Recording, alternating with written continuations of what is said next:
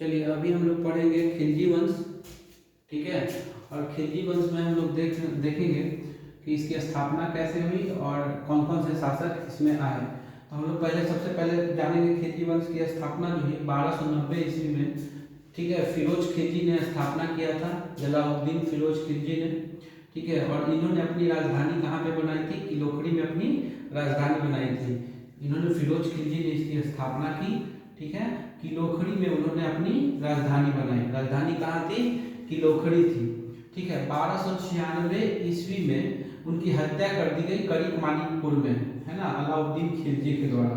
अलाउद्दीन खिलजी के द्वारा उनकी हत्या कहाँ कर दी गई? कड़ा मानिकपुर में। कड़ा मानिकपुर किसको बोलते हैं? प्रयाग को बोलते हैं। ठीक है, उनकी हत्या कर दी गई। अब अलाउद्दीन खिलजी के बारे में हम लोग पढ़ेंगे।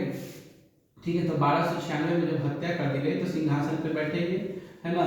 तो 1296 में इनकी हत्या कर दी गई फिरोज खिलजी की, और शासन पे बैठे गद्दी पे अलाउद्दीन खिलजी। अलाउद्दीन खिलजी का एक नाम था अली और एक और नाम था गुरशाह। ठीक है, याद रखिएगा, पूछ देता है एग्जाम में। अलाउद्दीन का एक नाम था अली और दूसरा नाम था गुरशाह। अब इन्होंने शासन में आने के बाद बहुत सारे चेंजेस किए। तो क्या क्या चेंजेस किए? जैसे उन्होंने नगद वेतन देना प्रारंभ किया, अस्थायी सेना रखना प्रारंभ किया। ठीक है, तो याद पूछ देता है इसमें से किन शासकों ने नगद वेतन और अस्थायी सेना रखना प्रारंभ किया? तो नगद वेतन और अस्थायी सेना रखना प्रारंभ किया अलाउद्दीन खिलजी ने। तो एक क्वेश्चन इसमें से ये भी बनता है, दिल्ली सल्तनत में, दिल्ली शासकों में सबसे विशाल सेना किसकी थी? तो दिल्ली शासकों में सबसे विशाल सेना जो थी वो अलाउद्दीन खिलजी की थी। किसकी थी? अलाउद्दीन खिलजी की सबसे विशाल सेना थी। इन्होंने पूछ देता, बहुत इंपॉर्टेंट है, घोड़ा दागने और हुलिया लिखने की प्रथा प्रारंभ की। घोड़ा दागने और हुलिया लिखने की प्रथा किसने प्रारंभ की थी? अलाउद्दीन खिलजी ने प्रारंभ की थी। ठीक है, इनके समय पे भू राजस्व का दर जो था, टैक्स जो था, वो 1/2 था। ठीक है, और एक और प्रकार का टैक्स था जिसे खम्स बोलते थे। ठीक, खम्स बोलते थे।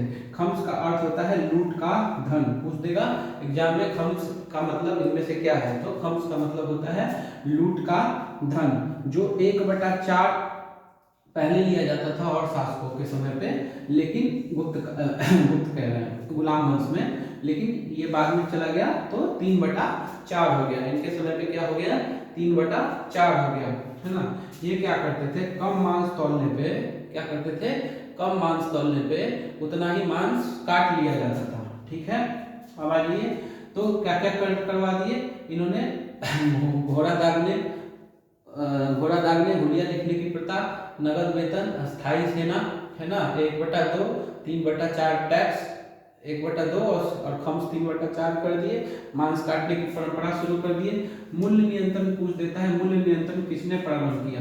तो मूल्य नियंत्रण जो है अलाउद्दीन खिलजी ने प्रारंभ किया। इनके समय पे, है ना, एक सेनापति इनका हुआ, उसका नाम था मलिक काफूर। ठीक है, पूछ देगा मलिक काफूर किनके दरबार में रहते थे? तो आप मानिएगा अलाउद्दीन खिलजी। इन्होंने क्या क्या स्थापत्य कला में निर्माण करवाया? तो जमायत खान मस्जिद, अलाई दरवाजा, ठीक है, सीरी का किला और 1000 खंबा महल। क्या क्या? जमायत का मस्जिद, अलाई दरवाजा, सीरी का किला और 1000 खंबा महल। ठीक है, 1000 खंबा महल का निर्माण किसने करवाया? तो आपका अलाउद्दीन खिलजी ने। बोलिएगा क्या क्या करवाया? जमायत का महल, अलाई दरवाजा, सीरी का किला और 1000 खंबा महल का निर्माण किसने करवाया? अलाउद्दीन खिलजी। बहुत इंपॉर्टेंट है, इसलिए एक बार रिपीट करवा देता हूँ। जमायत का महल, अलाई दरवाजा, सीरी का किला और 1000 खंबा महल किसने निर्माण करवाया? अलाउद्दीन खिलजी ने निर्माण करवाया। ठीक है, और ये पूछ देगा इस्लामिक क्वेश्चन बनता है, इस्लामी वस्तुकला का रत्न किसे कहा जाता है ना। तो आप बताइएगा इस्लामी वस्तुकला का रत्न जो है वो किसे कहा जाता है? तो अलाई दरवाजा को कहा जाता है। ठीक है, इस्लामी वस्तुकला का रत्न जो है वो किसे कहा जाता है? याद कीजिएगा, इस्लामी वस्तुकला का रत्न किसे कहा जाता है? तो आपको अलाई दरवाजा को कहा जाता है। ठीक है, और दैवीय अधिकार का सिद्धांत जो है वो किसने दिया? पूछ देगा कि दैवीय अधिकार का सिद्धांत किसने दिया? तो दैवीय अधिकार का सिद्धांत जो है वो आपको अलाउद्दीन खिलजी ने ही दिया। इन्होंने नाप तौल के लिए इन्होंने सिकंदर सानी की उपाधि धारण की। इन्होंने क्या की? सिकंदर सानी की उपाधि भी धारण की। ठीक है। अब इन्होंने मलिक याकूब नाम का एक व्यक्ति था, उसको दीवाने रियासत, है ना, क्या किया? दीवाने रियासत। ठीक है। पूछ देगा एग्जाम में, मलिक याकूब को क्या बनाया? दीवाने रियासत बनाया। मलिक याकूब को क्या बनाया? दीवाने रियासत। ठीक है। और उन्होंने एक अधिकारी नियुक्त किया, है ना, नापतोल का अधिकारी होता था। नापतोल का अधिकारी होता था जिसको क्या बोलते थे? परवाना नवीस, है ना, परवाना नवीस। और वो ये क्या करता था? वस्तुओं का परमिट जारी करता था, याद रखिएगा, है ना, परमिट, है ना, वस्तुओं का परमिट जारी करता था। परवाना नवीस क्या करता था? वस्तुओं का परमिट जारी करता था। एक और थे शहनाए मंडी। परवाना नवीस, पूछ देगा परवाना नवीस क्या है? तो परमिट जारी करता है। शहनाए मंडी, है ना, तो ये सराय अदल, है ना, तो शहनाए मंडी और सराय अदल। ठीक है। तो मंडी होता था, तो मंडी में व्यापार अन्न वगैरह जो भी होते थे ना, वो शहनाए मंडी में आते थे। और इसके अलावा जो भी अन्य वस्तुएं यूज की होती थी, वो जो भी अन्य वस्तुएं यूज की होती थी वो कहाँ पे आ जाती थी? वो आपको सराय अदल में आ जाया करती थी। ठीक है। उसके उसके उसके बाद हम लोग पढ़ेंगे आर्थिक नीति जो है की जानकारी। तो इनकी ये सब जो जानकारी हमें मिलती है वो कहाँ से मिलती है? बर्नी की तारीखें फिरोज शाही से मिलती है। ठीक है। बर्नी की तारीखें फिरोज शाही से हमें ये सब जानकारी मिलती है। ठीक है। अब इसके समय पे जो कुछ लोगों ने कुछ किताबें लिखी, जैसे खजानुईल, है ना, तो ये फतूह लिखे। खजानुईल फतूह जो है एक पुस्तक है, खजानुईल फतूह, वो कौन लिखे? अमीर खुसरो लिखे। खजानुईल फतूह जो है, खजानुईल फतूह अमीर खुसरो लिखे। ठीक है। रिहला बहुत इंपॉर्टेंट है, VVI मार्क कर लीजिएगा। रिहला जो लिखे पुस्तक, रिहला पुस्तक जो लिखे वो कौन लिखे? रिहला पुस्तक आपको लिखे इब्न बतूता। पूछ देता है कि रिहला पुस्तक किसने लिखा? तो इब्न बतूता ने रिहला पुस्तक लिखा। और ख्वाजा नुईल फतूह किसने लिखा? अमीर खुसरो ने लिखा। ठीक है।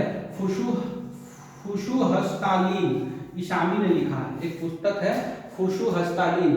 ख्वाजा नुईल फतूह रहेगा अमीर खुसरो, है ना, और फुशु हस्तालीन इशामी, याद रखिएगा, फुशु हस्तालीन इशामी और फतूह अमीर खुसरो, फुशु हस्तालीन इशामी। ठीक है। इनके समय पे एक जो लोग रहते थे, एक होता था मुहद्दिस। ठीक है। जो ये सब बेसिकली क्या करते थे? आर्थिक नीति को कंट्रोल करते थे। तो मुहद्दिस जो था उसको सेंसर भी बोलते थे, है ना। और नाजिर जो होता था नापतोल का अधिकारी होता था। परवाना नवीस परमिट जारी करता था और नाजिर नापतोल का अधिकारी होता था। मुहद्दिस सेंसर अधिकारी होता था और नाजिर नापतोल का अधिकारी होता था। ठीक है। अब इसके समय पे जो मिल्क, इनाम और वक्फ भूमि होती थी उसको उन्होंने छीन लिया, है ना, और उसको किस भूमि में बदल दिया? खालसा भूमि में बदल दिया। ठीक है। इनके समय पे दो कर होता था, चढ़ाई कर, ठीक है, और गढ़ी कर। चढ़ाई कर और गढ़ी कर। खुद देखा चढ़ाई कर और गढ़ी कर किस राजा से संबंधित है? तो आप मारिएगा, अलाउद्दीन खिलजी से संबंधित है चढ़ाई कर और गढ़ी कर। इनके समय पे मंगोल 6 बार आक्रमण किया था। पूछ देगा कि मंगोल कितनी बार आक्रमण किया? 6 बार। तो कुछ उतना इंपॉर्टेंट है नहीं, लेकिन अब चूंकि चेंज हो रहा है पैटर्न, याद कर लीजिए। तो पहला कादर आक्रमण किया था, दूसरा सल्दी, डेट इंपॉर्टेंट नहीं है ना, तो कादर, सल्दी, ख्वाजा, याद रहेगा, कादर सल्दी ख्वाजा। कौन कौन? कादर पहला, दूसरा सल्दी, है ना, तीसरा ख्वाजा। कादर, सल्दी, ख्वाजा। और फिर तारगी, अलीबेग और अलीबेग और तारगी, है ना, और कबक। ठीक है।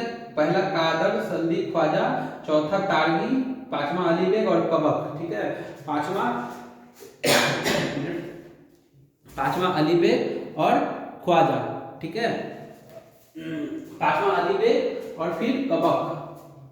पहला कादर, सल्दी, ख्वाजा, कादर, सल्दी, ख्वाजा, फिर तारगी, कादर, सल्दी, ख्वाजा, तारगी, अलीबेग और कबक। एक बार देख लीजिएगा, याद रहेगा।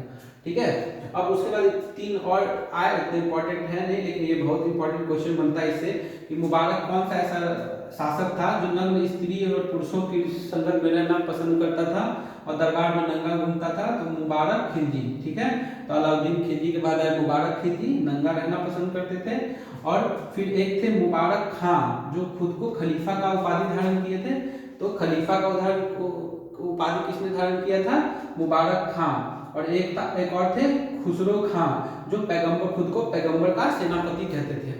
ठीक है, तो मुबारक खिलजी हो गए, वो क्या किए थे? नग्न स्त्री पुरुषों की संगत में रहना पसंद करते थे।